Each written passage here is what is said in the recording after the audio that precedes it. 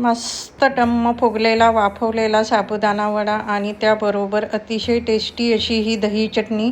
सध्या चैत्र नवरात्री चालू आहे, तर हे कॉम्बिनेशन नक्की ट्राय करा.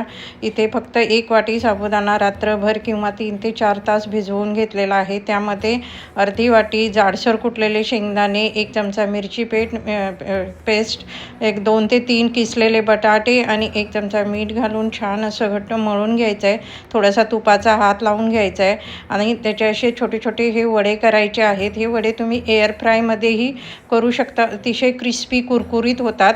हे मी इडली पात्रामध्ये वाफवून घेतलेले आहेत. दही चटणीसाठी 1 वाटी दही, शेंगदाणे, मिरची पेस्ट, 1 चमचा साखर, मीठ, भरपूर असं म्हणजे पाणी घालून असं छान असं मिक्स करून घ्यायचं आहे. पाहू शकता तुम्ही हे 10 ते 12 मिनिटानंतर हे आपले वडे अतिशय मस्त टम्म फुगलेत. हे दही चटणीबरोबर मस्त सर्व करा.